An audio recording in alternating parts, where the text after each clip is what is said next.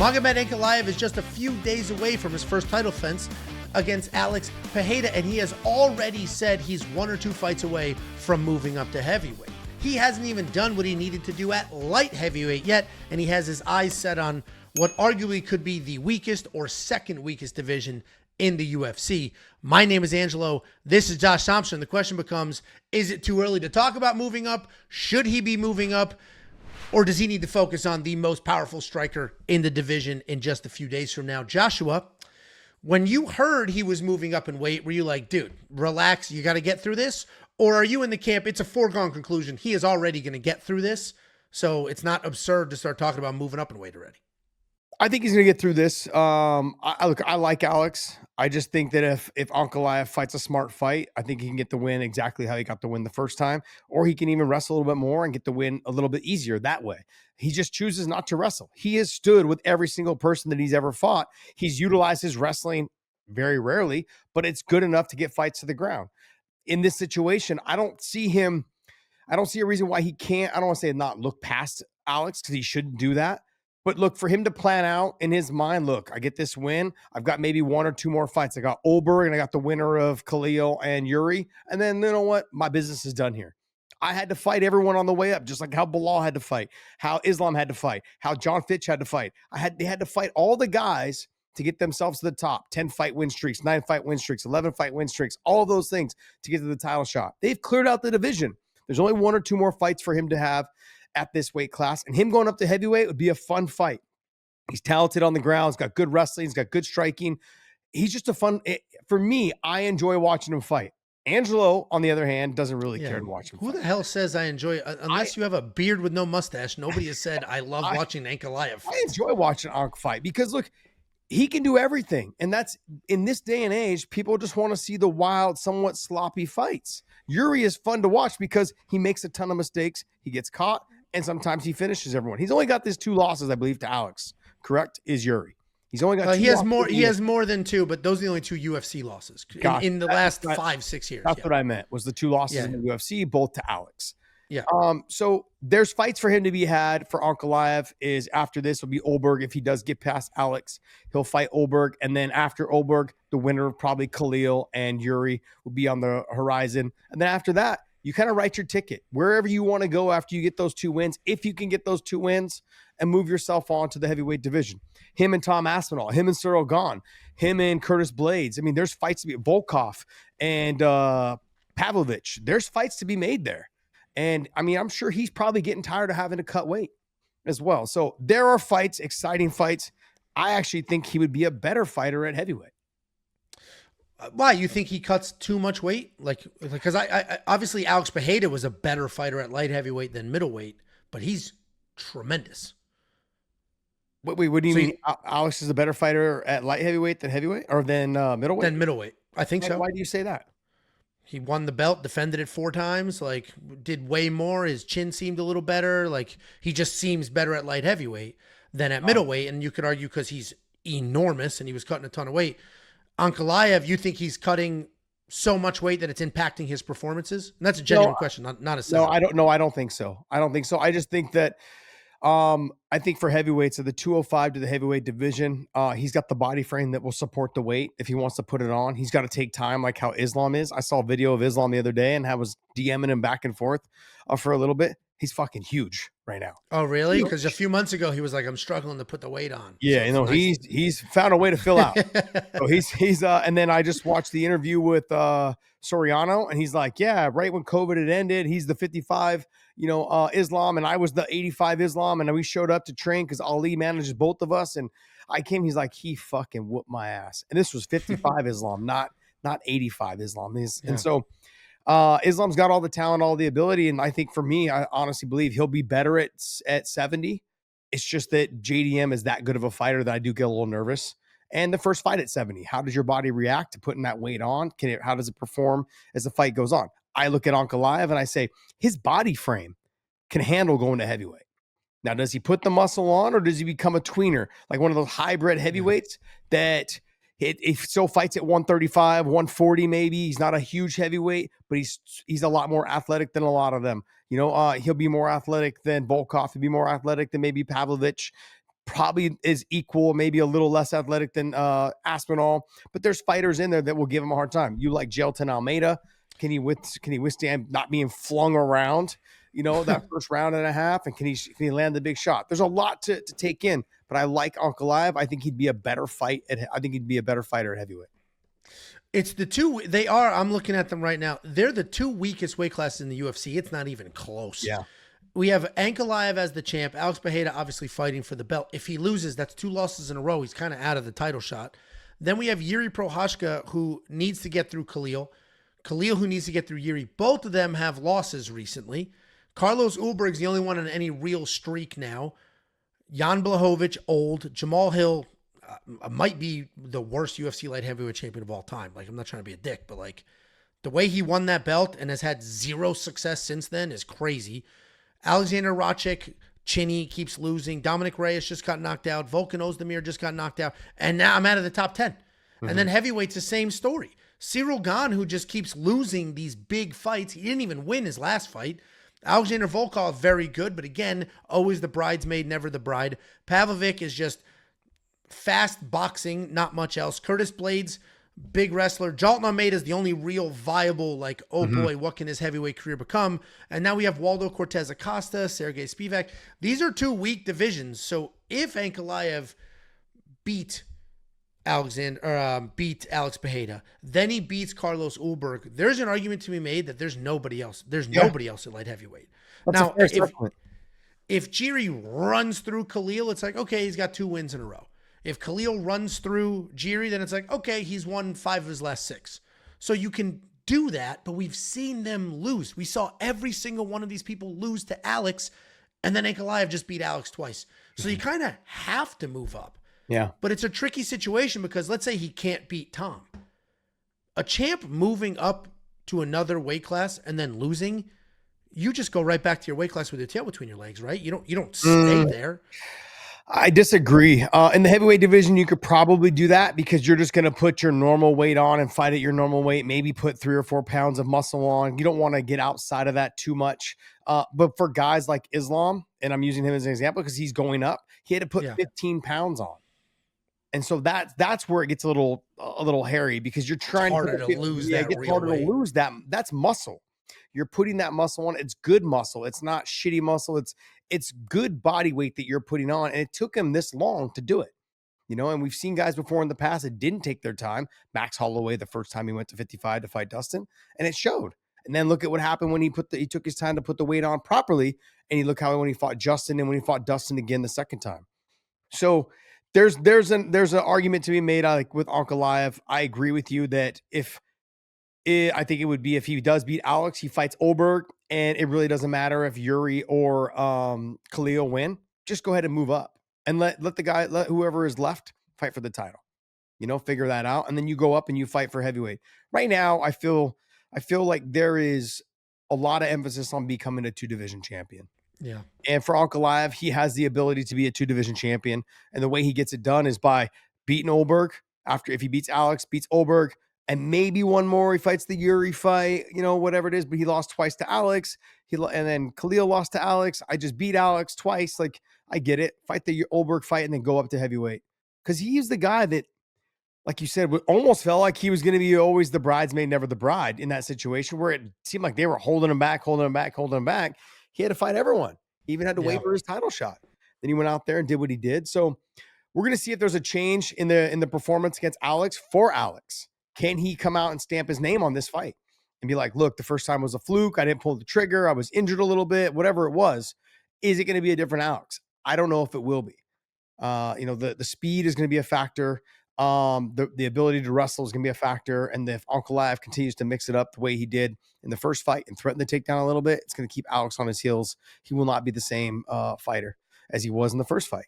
So I think Ank going up to heavyweight is a strong potential, and good for him because I think he'll be a good little shot in the arm for that heavyweight division. Yeah, I mean, both divisions definitely need a little bit of juice. What would be interesting, and this happened way back in the day, and I think this is the only time I can remember it happening. If you remember back in the mid 2000s when Anderson Silva was the middleweight champion of the world, he beats Rich Franklin to get the belt. He beats Travis Lutter technically to defend it, but Travis missed weight. He beats Nate Marquardt. He beats Rich Franklin again. He beats Dan Henderson. Then he goes up to light heavyweight for a one-time fight night fight. Not a belt. He didn't relinquish, just a one-time random fight at light heavyweight against James Irving. Knocks him out, and then just turns right back around and just continues on his path defending his title. I wouldn't mind the UFC doing more of that. Like, hey, this isn't champ versus champ. This isn't. He can put on some weight. We can throw him in a main event, a co-main event somewhere. Let him fight at heavyweight one time. See if he likes it. If he loses, he's still the champ down here. If he wins, he's still the champ down here, and then we can discuss going up permanently. I don't think that's absurd. Just throw him in a random Cyril Gane fight, something like that, without it having to be he relinquished his belt and the division has to move on. Just because Anderson did it again with Forrest Griffin. He went up for the one fight and then came back down. Correct. Yeah, so it was one of those like, hey, let's get some hype around this fight. Yeah, and then Anderson did it again with DC. That was that one. The circumstances there were that was because John Jones wasn't that because John was suspended failed for cocaine or something like something. There was something happened, so John couldn't fight. So then Anderson just stepped up. So that was literally like last minute. But I don't know. I guess what I'm putting out there is Ankh says I'm moving up to heavyweight, but it doesn't necessarily have to be 2-division champ. You don't like we could do. Why can't we do a one-off? You don't want to hold the division up, but if he's willing to do a quick turnaround, why can't we do a one-off? See what it looks like. See how he feels. Build up just a random. I am all for freak show fights. I love freak show fights. I love the Jake Paul fight. Like I love the absurdity of some of those matchups, and I'm totally fine with more of that in the UFC. It's entertainment. No, look, I'm all for the entertainment aspect of it all. I really am. There just needs to be a time for it. Like, you understand what I'm saying? Like, look, we started off the BMF title for basically like a freak show fight. We had to create a title to fill a void, and I'm glad that we did, because you also got fighters that you potentially may not be champion, or were coming off a loss from being champion and they got to win. And then, okay, look, let's match up the two best fights that we could possibly match up, fighters, and make one of the best fights we could possibly see for a BMF title. I love it. I love the fact that they have that. So I don't look at that as being like as much of a freak show thing, only because you're taking really talented and fun fighters to watch and putting it together for a belt, and give those fighters their due respect, because those are the ones that always come out and lay it on the line. So I admire that about the BMF. But we went through this, and we went through this with Pride. And Pride was the biggest, to me, it was one of the biggest, if not the biggest organization ever to exist, in terms of like, obviously because all of them were heavyweights and a lot of them were, the bigger fighters. But damn, they had some fucking fun fights, and they just put together the fights that people thought, I don't know if I want to see that fight. They put in pro wrestlers against Vanderlei. They put in, all these different mixed matches. You had Bob Sapp fighting, different guys. But then every once in a while you had to have them fight a real fighter. And sometimes it worked out and sometimes it didn't. I mean, you got to go back and watch Bob Sapp when he fought Nogueira, right? Fucking power bombed him. Yeah, but those are things like, oh shit, it had everyone going, man, this is insane. And I also look at fights like, I know it was a legit fight, was Brock Lesnar and Shane Carwin. The beating that Brock Lesnar took in that first round, and then got up and shook it off and came back and just destroyed Shane in the second, because he saw just the look in his eyes. Triangle, yeah. Fucking exhausted. But those type of fights with the bigger guys, I'm all for. The Ankalaev versus the Curtis Blades, or the Jailton Almeida versus the Ankalaev. Like, I'm all down for that fight. I'm down for whoever wants to come up from 85 to 205 for a one-off fight, and let's just see what happens. See if he can carry the weight well enough to see eventually down the line it's something we can do, especially for the guys that are getting older. It's harder to cut the weight. That's what threw me off so much with Jack Hermanson going down to welterweight, when I'm like, you were already a pretty lean guy. Yet you're talking about going down to you're not talking about, you are now officially going down to welterweight. And Oralby, I believe, is coming up from lightweight, right? So you have a 55 pounder coming up to welterweight, and you got an 85 pounder coming down to welterweight, and they're going to mix in the middle. That seems like a freak show fight to me. It's okay, which one does better? You have the older guy cutting weight, which I don't think is good. You have the other guy. There goes the chin. Yeah, coming up, but he's not coming up 10 pounds like from 125 to 135. He's coming up 15 pounds from 55 to 70. So there are some fights that do interest me, and I'd like to see some of those fights play out. Look, the Ilia Topuria coming up to welterweight, that interests me a ton because the 3-division champion. If it's Islam, I believe that they'll probably have that fight happen, and they'll have it happen as soon as possible after if Islam gets away with the win on this fight. So a lot of fights to be had, a lot of matches. What about you, Angelo? Do you want to see him go to heavyweight? I mean, I guess let's see him fight Ulberg, because at least that's a logical next title fight. So and then you're if he already beats, writing him past. You think he's going to get past Alex? I think he runs through Alex. I've been very, very vocal. If I could have written this script, Alex would be the first 3-division champion in the history of the sport. He would have moved up to heavyweight, won that belt, and we'd be done. But that's not our reality now. I don't know why he's even doing this rematch. He lost on the feet. He lost very convincingly, and now he's 38 years old, no longer the champion. I think he should have moved up to heavyweight before, but he's doing this rematch again. I just don't think I don't think he's going to win this fight. I think it's going to be pretty straightforward. So with that being said, we need exciting fights because we're about to put the nail in the coffin of one of the UFC's biggest draws, and that's Alex. And once that's sort of done, I think we need to set up some freak show type fight. So I think you can still squeeze a little bit of juice out of Alex, just move him up to heavyweight, give him a favorable matchup. And then I think you do move Anka up just for the something. Like would you give a shit about Ankalaev versus Yuri Prohashka? Would you care about Ankalaev? I mean, maybe Yuri actually, because he's a character. But would you care about Ankalaev versus Khalil Roundtree or Dominic Reyes or Jan Blachowicz? No, I don't care about those at all. So yeah, throw him up at heavyweight. Let's put some hype videos together. Let's build some anticipation. Is he big enough? Is he not big enough? And let's get some plot lines going. Yeah, if Ankh goes up and he's the champ, I put him right up there. He probably have to fight for the title right off the bat. That whoever's a champion at heavyweight, I have him fight champion versus champion, or vacate the title at 205, go up to heavyweight. If Alex loses and goes up to heavyweight, I would probably put him right in that mix against Sergey Pavlovich, because Sergey is going to stand, he's going to trade with him, or I'd put him probably with Waldo Cortez Acosta, because he's going to stand as well. So those are two guys that I would put him against right away if it was Alex. If Alex becomes the champion, then I'll probably put him against someone like a Cyril Gahn, because I don't think Cyril Gahn gets past Tom Aspinall. So I'd say, hey, Alex versus Cyril Gahn, Brazil versus France, kind of a stand-up fight. That another guy's going to shoot. You're going to get someone's going to get knocked out. Yeah, I mean, I think you'll need, if they didn't do this rematch, they probably could have made an argument for Alex to go straight to the heavyweight title shot.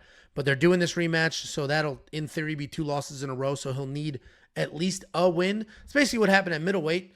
Loses to Izzy, goes up, beats Yuri, bang, title shot. If he wins, almost same thing. Does he do a third fight with Ankh, or does he just go to heavyweight? God, dude, no. If he wins this fight, he needs to fight Carlos Ulberg or move up to heavyweight, because he can beat Carlos Ulberg for sure. So fight Carlos or move up to heavyweight. Dude, do not do a freaking rubber match with Ankalaev. I guess we'll see how this one goes down, but I would not rubber match it. Take the win and just never look at that guy again. If he does win, because the first time I told you was a fluke. The first time was a fluke. I got my title back. Moving on to Ulberg. Try to get that win against Ulberg. You get that win, then you go to heavyweight.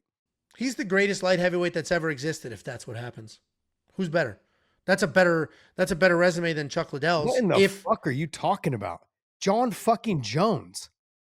Oh yeah, I forgot about that. Because he's at heavyweight. Because he's at heavyweight. I had to. But you know what? What the hell? I forgot about that. I forgot about John Jones. You forgot about the greatest fighter in the sport. Oh yeah, fucking whatever. He's retired.